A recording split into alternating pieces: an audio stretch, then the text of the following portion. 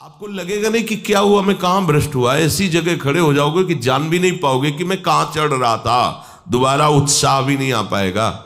अभी बच्चा ना तो लोक को जानता है, ना परलोक को जानता है, ना हित को जानता है, ना अहित को जानता है।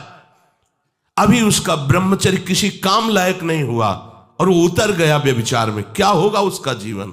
अगर आप वाणी में संयम में रहते हैं ना, वो और भजन करते हैं और सत्य बोलते हैं, तो आप जो बोलेंगे वही होगा। श्रवणेंद्री से गंदी बातें सुने, वाणी से गंदी बातें बोले, रसेंद्री से गंदा भोजन करें और सोचे ब्रह्मचर्य रह जाएंगे, तो बिल्कुल नहीं, कदापि नहीं। ब्रह्मचर्य कोई खिलवाड़ नहीं है। अब जो इस मार्ग पर, अध्यात्म मार्ग पर, आनंद मार्ग पर चलना चाहते हैं, तो उनको एक इंद्रिय के संयम के लिए पांचों इंद्रियों पर संयम करना होगा। ज्ञान इंद्रियों पर एक बात सुधारने के लिए ब्रह्मचर्य का रक्षा तभी वो उपासक कर सकता है जब सर्वतोभाविन ब्रह्मचर्य होगा। एक जनेन्द्रीय के ही ब्रह्मचर्य की पुष्टता का जब आप लक्ष्य कर लोगे, तो उसकी पुष्टता के लिए आपको सर्वतोभावेन ब्रह्मचर्य धारण करना पड़ेगा। सर्वतोभावेन नेत्र का ब्रह्मचर्य। जो नेत्र किसी को भी देखकर भोग कामना कर लेते हैं, भोग बुद्धि से देखते हैं वस्तु को, व्यक्ति को, किसी को भी, ये नेत्र से बेविचार हो रहा है। इसीलिए सावधान रहना चाहिए। जैसे नाटक, सिनेमा आदि हैं, वहां तो जान रहे हो चित्र हैं, पर उनमें जो अभिनय करने वाले जन हैं वो तो संसारी जन ही है ना। उनका पहनावा, ओढ़ावा, हाव भाव, अंग प्रत्यंग, अगर आप भगवत भाव से युक्त है तो संपूर्ण सृष्टि में कहीं भी दृष्टि जाए अपने प्रभु की भावना होती है। पर वहां तक पहुंचने के लिए आपको ये त्यागना होगा ना। आप किसी का अनुकरण न करें, आप अपनी स्थिति को देखें। अगर आप किसी का अनुकरण करते हैं कि हमने उनको देखा है, वो टीवी देख रहे हैं, तो टीवी में क्या देख रहे हैं, कहाँ स्थिति है, हमें क्या पता। हमको जहां पहुंचना है उसके लिए हमारे लिए बाधक है, हमें नहीं देखना है। अगर आप माना कि कोई नाटक ही देख रहे हैं, कोई ऐसे सीरियल ही देख रहे हैं, पर उसमें अभिनय करने वाले तो संसारी भोगी पुरुष ही है ना। आप कोई त्यागी जितेंद्रीय महात्मा को थोड़ी देख रहे हैं। तो उस देखने में तन्मयता आती है। जिसको हम देखते हैं उस पर हम आसक्त होते हैं, तभी तो उसका सुख दुख अनुभव होता है। देखो, कोई ऐसी रोने वाली सीन आए तो रोना आ जाएगा, हंसने वाली आ जाए तो हंसना आ जाएगा।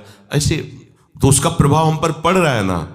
तो हम किसी के अभिनय करने वाले के अंग प्रत्यंग को देख रहे हैं और वो कामुक होकर कोई काम चेष्टा कर रहा है या कोई ऐसा, वो सारा का सारा मन कवर कर रहा है आपका। और एकांत होते ही फिर जो मन अपना मनमानी करवाएगा, आप नहीं सह पाएंगे। इसलिए नेत्र का ब्रह्मचर्य सबसे पहले शुरू कीजिए। आपको वो चीज नहीं देखनी, वो बात नहीं पढ़नी, वो दृश्य नहीं। श्रीमद् भागवत में वर्णन है, कोई पशु पक्षी भी मैथुन कर रहा हो, अचानक दृष्टि गई तो मानसिक प्रणाम करके दोबारा दृष्टि नहीं जानी चाहिए। इसीलिए लिखा है कि आप एक धनुष भूमि को देखकर, एक धनुष, इसमें किसी की हानि नहीं होगी, आपकी भी हानि नहीं होगी। आप एक धनुष भूमि देख करके ही चलिए। मतलब बहुत लंबी दूरी देखने की जरूरत नहीं है, बहुत दृष्टि उठा करके इधर उधर गर्दन हिलाने की जरूरत नहीं है। और जैसे कि कोई टक्कर मार सकता है, तो देखो जिनको प्रारब्धानुसार टक्कर लगनी होती है ना, वो चाहे जितनी सावधानी से चलो, वो प्रारब्ध आकर के दंड देता है। अन्यथा सीम की चाप सके को तासु, बड़ रखवार रमापति जासु। आप जा रहे हो भगवत चिंतन करते हुए, तो प्रभु का नाम आपका पहरेदार अंग रक्षक है, कोई बाल भी बांका नहीं कर सकता। आपका प्रारब्ध यदि आया है, प्रभु से पास हो गया है कि आपको ये दंड मिलना चाहिए, फिर मिलेगा। आप निश्चिंत रहिए, निर्भय रहिए। प्रभु का जो विधान है वो मंगल करने वाला है। देखो, इतने बड़े महापुरुष पूज्य श्री राधा बाबा, श्री आद्याशक्ति भगवती की प्रसन्नता की आराधना कर रहे हैं, क्योंकि श्री कृष्ण हमारे पति हों, इस सिद्धांत की पुष्टता के लिए। और पैर फिसल जाता है, स्नान करने जाते हैं, खड़ाऊ पहने हुए थे और अंग टूट जाता है, दवा नहीं लेते, बांस की खिपचाल बांधकर पुनः अनुष्ठान में बैठते हैं, बलिहारी ऐसी सामर्थ्य की, ये भागवतिक प्रारब्ध ऐसे महापुरुषों को भी दंड दे देता है। देखो ना, ऐसे महापुरुष जो ऐसी ऊंचाई पर पहुंचे हैं और इतने भागवत भजन में नियम निष्ठ हैं, उनको भी प्रारब्ध दंड दे रहा है शरीर को। तो अपने को इससे निश्चिंत हो जाना है। जो होना है उसे रोक नहीं सकते, जो नहीं होना उसे कोई कर नहीं सकता। अपने आराध्य देव के चिंतन में ज्यादा नेत्रों को इधर उधर दौड़ाने की जरूरत नहीं है। नेत्र का ब्रह्मचर्य, फिर वाणी का ब्रह्मचर्य, बहुत बड़ा प्रभाव पड़ता है इससे। यदि आप जबान से अश्लील बातें, गंदी बातें, कामुक बातें करेंगे तो आप ब्रह्मचर्य रह ही नहीं सकते। अगर आप वाणी से परस्पर शरीर आकर्षण वाली बातें करेंगे, बट उसको देखा तुमने क्या, बस आप गए। चाहे वो स्त्री शरीरधारी साधक हो या पुरुष शरीरधारी, परस्पर आकर्षण संबंधी यदि वाणी खुली आपकी, तो वाणी के व्यभिचार से आपका जनेंद्री का व्यभिचार प्रारंभ हो जाएगा। आप रोक नहीं सकते, नहीं रोक सकते। इसलिए वाणी से भी कोई ऐसी वार्ता ना कीजिए जिससे आपके अंदर काम वेदना बढ़े। श्रवणेंद्री का, कान से गंदी बातें, व्यभिचार की बातें, कामुक बातें सुनना जिससे हमारे हृदय में कामना जग जाए, बिल्कुल नहीं। भले वो किसी को लेकर टीका टिप्पणी की जा रही हो, देखो वो साधक है, उसको हमने देखा वहां ऐसे देख रहा था, वैसे कर रहा था, वो तो आपको समझ में आ रहा है कि किसी साधक की बात कर रहे हैं, वो तुम्हारे नाश के लिए उपाय कर रहे हैं जो आपको ऐसी बात बता रहे हैं। क्यों? क्योंकि आप भी तो साधक हैं। श्रवणेंद्री का व्यभिचार हो रहा है। आराध्य देव के सिवा और कोई बात कान से सुनना उसे व्यभिचार कहते हैं। इसलिए महाप्रभु कहते श्रवण फूटो जो अन सुनो। ऐसा हमारा अगर कान कुछ और सुने तो फूट जाए, नेत्र कुछ और देखें तो ये नेत्र नष्ट हो जाए, वाणी कुछ और बोले तो मुख हो जाए। हमारी श्रवणेंद्री का व्यभिचार नहीं होना चाहिए। धर्म की बात, अपने आराध्य देव की बात, शास्त्र सम्मत बात हम श्रवण करें। अन्यथा अगर कोई ऐसा मित्र है या हमारा साथ में रहने वाला है, कोई किसी भी साधक की को लेकर बात कर रहा है, तो भी हमें कान में उंगली डाले नहीं। हम कोई ईश्वर थोड़ी कि हम किसी को संभाल लेंगे, हम अपने को नहीं संभाल पा रहे। हमारे सामने किसी की बात मत करो, ऐसी करना है तो प्रभु की चर्चा करो, अन्यथा मत करो। तो अगर आप श्रवणेंद्री का ब्रह्मचर्य, वाकेंद्री का ब्रह्मचर्य, नेत्रेंद्री का ब्रह्मचर्य और त्वगेंद्री का ब्रह्मचर्य, अनावश्यक किसी को स्पर्श मत करो। परस्पर विरोधी शरीर को तो भूल कर मत करो। विरोधी शरीर जिससे हमारा पुरुष शरीर है, सामने स्त्री शरीर है, तो किसी भी तरह से सेवा के लिए संकेत करना या किसी भी सेवा के लेन देन में बचाव पक्ष में रहो। यहां रख दीजिए सामान, फिर आप उठा लीजिए। सीधे हाथ में सामान लेना नहीं, सीधे हाथ में सामान देना नहीं, जमीन में रख दीजिए। बहुत पवित्र है तो आप कुर्सी पे जो भी आसन उसका हाथ में लेने का नहीं। परस्पर विरोधी भाव वाले शरीरों का स्पर्श बिल्कुल निषेध है, किसी भी कारण से न किया जाए। मान लीजिएगा ये बहुत मतलब आवश्यक है, यदि आप इसमें चूक कर गए तो धीरे धीरे आप फिसल के वहीं खड़े हो जाएंगे जहां से चढ़ना मुश्किल है। किसी भी साधिका को, किसी भी साधक को परस्पर लेन देन हाथ में नहीं करना चाहिए। मानो हमारी बात, आपको माला देनी, चौकी पे विराजमान करो, हम उठा लेंगे। हमें कोई सामग्री, ये सामान रखिए, आप उठा लीजिएगा। कभी भी कोई भी परस्पर मुस्कुराहट, बातचीत, ऐसे कोई इशारे यदि दिखाई दें तो आप बचो और उसको बचाओ। साधक है, साधिका है, उससे गलती हो सकती है, आपसे भी गलती हो सकती है। आप सत्संग सुनते हैं, आपको लगा कि इसकी मुस्कुराहट, इसकी कुछ चेष्टा ऐसी दिखाई दे रही है जो हमारे अंदर कामुकता पैदा कर सकती है, उसको भी बचाओ और स्वयं बचो, तो भगवान आप पर प्रसन्न हो जाएंगे। वो देख रहे हैं अंदर की बात। साधक को बहुत सावधान रहने की आवश्यकता। ये इसको खिलवाड़ मत समझो, इसीलिए कह रहे हैं ये अध्यात्म है, ये परमार्थ है। आपको लगेगा नहीं कि क्या हुआ, मैं कहां भ्रष्ट हुआ, ऐसी जगह खड़े हो जाओगे कि जान भी नहीं पाओगे कि मैं कहां चढ़ रहा था, दोबारा उत्साह भी नहीं आ पाएगा। बात अच्छे से समझ लीजिए।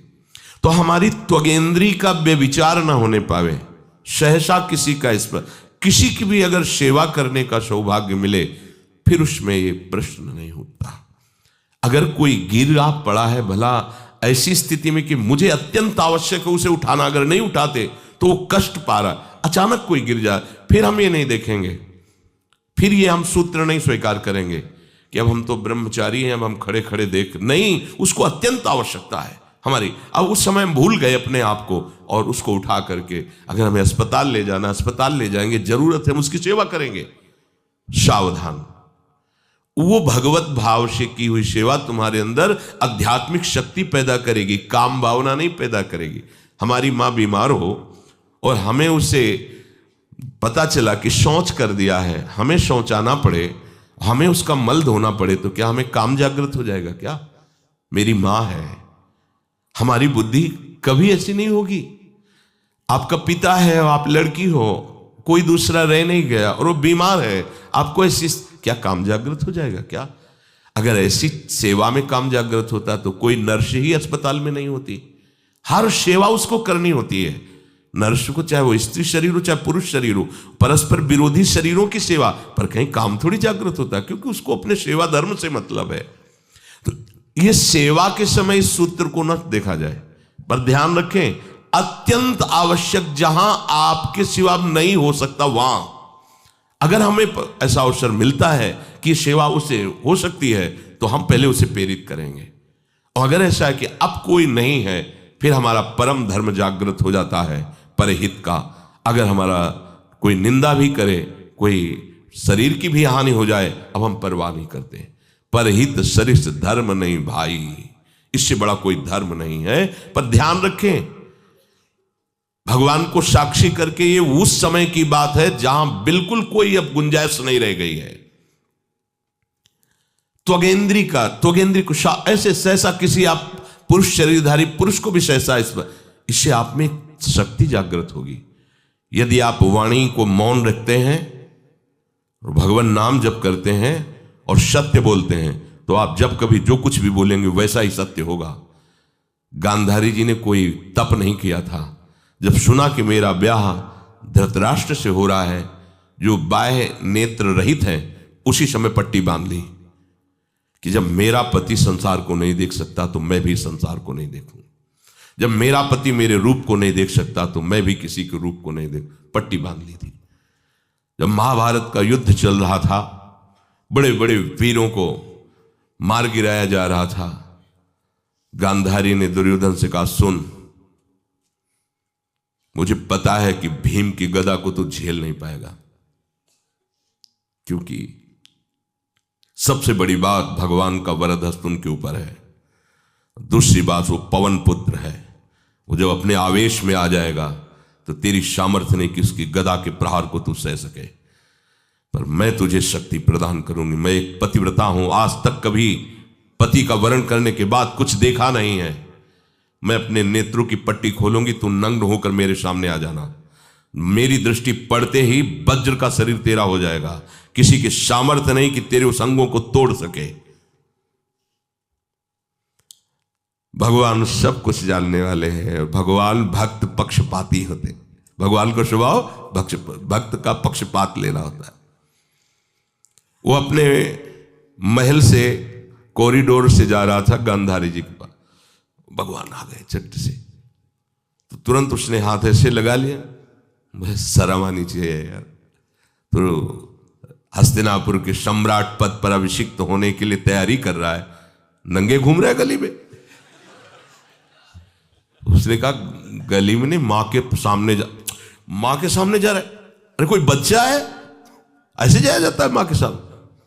तो उसने कहा, मां ने कहा है कि हम पट्टी खोलकर तुम्हें देख लेंगे तो तुम्हारा शरीर वज्र का, चलो माना, मां की आज्ञा का पालन करो, थोड़ा इन अंगों को तो ढक लो, तुम तो बड़े हो, कोई बच्चे थोड़ी को मां के सामने ऐसे चले जाओगे, ढकना चाहिए तुम्हें। वापस कर दिया। वो यहां ऐसे पत्तों से ढका, वस्त्र नहीं पहना, मां की आज्ञा, ऐसे पत्ते से ऐसे कमर से ऐसे ढक लिया, पीछे आगे ऐसे। गांधारी जी ने पट्टी खोली और जे ही देखा पूरा शरीर वज्र का हो। तो ये क्या किया तूने, कमर में क्यों बांध लिया? बोले शर्म लगती थी। कैसे आपके? बोले यहीं से मारा जाएगा, भीम की गदा का प्रहार तेरी इसी जंघा और कमर को तोड़ देगा, तेरी मृत्यु। मान गई, प्रभु के विधान के आगे किसी का बल काम नहीं करता। गांधारी। ये केवल आंख में पट्टी बांधने की सामर्थ्य थी कि मेरा पति यदि अंधा है तो मैं भी किसी रूप को नहीं देखूंगी। अगर आप वाणी में संयम में रहते हैं ना, वो और भजन करते हैं और सत्य बोलते हैं, तो आप जो बोलेंगे वही होगा। पर ऐसा कुछ अनर्थ वो बोलता ही नहीं, क्योंकि ऐसा संयमी जान जाता है कि इन सब का फल भगवत प्राप्ति है, किसी को कष्ट देना नहीं है। एक एक इंद्री का जब आप ब्रह्मचर्य संयम करोगे तब आपका वीर संयम होगा। ध्यान रखना, आप नेत्रेंद्री से गंदे चित्र देखें, श्रवणेंद्री से गंदी बातें सुने, वाणी से गंदी बातें बोलें, रसेंद्री से गंदा भोजन करें और सोचे ब्रह्मचर्य रह जाएंगे, तो बिल्कुल नहीं, कदापि नहीं। ब्रह्मचर्य कोई खिलवाड़ नहीं है। जो ये तो हुआ इंद्रियों का, फिर आता है अंतःकरण का ब्रह्मचर्य। हमारा मन काम की तरफ तभी जाता है जब उसको निज सुख नहीं मिलता। ध्यान रखना, सृष्टि में जितने भी दुर्गुण दुराचार होते हैं उनमें दो प्रधान होते हैं, एक काम भोग और एक धन, और सब छोटी मोटी बातें हैं। प्रायः जितने भी हिंसा होगी, जितनी भी भयानक घटनाएं होंगी, भयानक युद्ध होगा, उन दो में अंतर्गत ही होगा, दो के अंतर्गत ही होगा। या उसका कहीं ना कहीं काम से संबंध, स्त्री संबंध से या धन संबंध से है। चाहे जो भी घटना हो उसको देख लेना, प्रधानता दो में ही होगा, कंचन और कामिनी। कीर्ति में कीर्तिवान तो कोई बिरले ही होते हैं, तो वो तो बहुत आगे की बातें हैं। पर प्रायः जितने भी युद्ध हैं, जितनी भी हिंसा है, जितना भी भयानक कुकृत्य है, इन दो में ही होता है। उपासक को ये बात समझनी चाहिए, मन को समझाना चाहिए, सच्ची मानी। मतलब वाणी में शब्द नहीं होता इन बातों को बताने का, यदि कहीं मन को समझाना चाहिए। देखो, अपने लोग उपासक हैं, हम जहां जहां आसक्त हो रहे हैं उसमें हमारे मन का केवल भ्रम है। शरीर के द्वारों में कहीं सुख है, घृणित द्वारों में कहीं सुख है। अगर सुख होता तो इनके भोगने के बाद हृदय कह देता कि अब कछुनाथ न चाहिए मोरे, शांत हो जाता। फिर ऐसा क्यों होता है कि उसको एक जगह तृप्ति नहीं होती? क्योंकि वहां सुख है नहीं। फिर सोचता है शायद उसमें हो, उसमें हो, उसमें हो। पूरे के पूरे युग के युग व्यतीत हो गए, कल्प के कल्प व्यतीत हो गए भोगते हुए, क्या सुख मिला? क्या स्त्री शरीर सोचता है पुरुष शरीर में सुख है, पुरुष शरीर सोचता है स्त्री शरीर में सुख है, या आदि आदि। अगर सुख होता तो पूरे ब्रह्मांड में पशु पक्षी कीड़ा मकोड़ा सब मैथुन धर्म से युक्त हैं, ये सब सुखी हो जाते हैं ना। जो जितना भोगा सकते उतना ही दुखी, देख लो, अशांत, क्लिष्ट, परेशान और पापाचरण युक्त। ये क्या है? मन को समझाइए। वैरागी भगवत मार्ग का पथिक मन के द्वारा ऑपरेशन करता है हर वस्तु का। ये सब, इसको ऐसा ना समझे कि बड़ी गुप्त बातें हैं। गुप्त बातें हैं प्रिया प्रीतम के दिव्य चिदानंद में रहस्य की, ये गुप्त बातें नहीं, इनको समझो खोल करके। यदि आप किसी भी तरह से हस्तमैथुन आदि के द्वारा, गंदे दृश्य देख करके, गंदी क्रियाओं के द्वारा आप अपना नाश करते रहेंगे, तो ना आप इस लोक में सुखी रहेंगे ना परलोक में। मान लीजिएगा, ये बातें ना तो कही जाती हैं और ना सुनी जाती हैं और ना समझी जाती हैं। इसीलिए हमारा बहुत ही आगे की पीढ़ी जो सनातन धर्मावलंबी, जो भागवत, हर देश से महान भारत देश को क्यों कहा गया?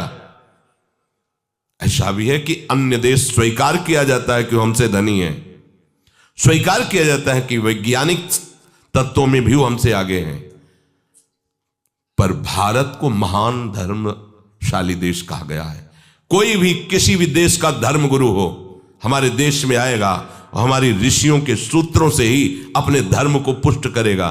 सांप का मूल जड़ भारत धर्म का है। कहीं भी हो, कहीं भी देख लो, चाहे जिस देश का नाम लो, कहीं ना कहीं किसी भारत के ब्रह्म ऋषि की छाप लेकर के डोल रहा है। भारत भोग प्रधान देश नहीं है, भारत धर्म प्रधान देश है। यहाँ धर्म गुरुओं के द्वारा धर्म स्थापना करके चलाया जाता है। यहाँ आज जो हम समझ रहे हैं कि बाहरी परिपाटी हमारे भारत में आ जाए तो भारत आधुनिक और सर्वश्रेष्ठ देश माना जाएगा, कभी नहीं। भारत अपनी परिपाटी से चलता है, तब सब देशों के ऊपर राज्य करता है। किसी भी देश में न पतिव्रता मिलेगी न यति मिलेगा, ब्रह्मचर्य का कहीं नामो निशान नहीं मिलेगा, ये भारत देश में ही मिलेगा। यहाँ ब्रह्मचारी मिलेंगे, यहाँ सती मिलेंगे, यहाँ प्राणपण से धर्म का पालन करने वाले मिलेंगे। अब हमारे जो नई पीढ़ी है वो आधुनिकता को स्वीकार कर रही। गर्लफ्रेंड, बॉयफ्रेंड, कौन सा रिलेशन है, लिव इन रिलेशन, ये हमारे कहीं किसी भी धर्म ग्रंथ में लिखा हो तो आप बता दीजिए। बाल्यावस्था से आज तक जितने भी धर्म ग्रंथों का स्वाध्याय हुआ, कहीं भी लिखा हो तो ये बोलो सर्वनाश का स्वरूप है कि नहीं है। अभी बच्चा ना तो लोक को जानता है, ना परलोक को जानता है, ना हित को जानता है, ना अहित को जानता है। अभी उसका ब्रह्मचर्य किसी काम लायक नहीं हुआ और वो उतर गया व्यभिचार में। क्या होगा उसका जीवन, क्या होगा जीवन, चाहे वो स्त्री स्वरूप में चाहे पुरुष स्वरूप में हो। क्या बिना संयम के ये पशुता के व्यवहार से किसी की ना लौकिक उन्नति होती है ना परमार्थिक उन्नति होती है। पर कौन सुनेगा।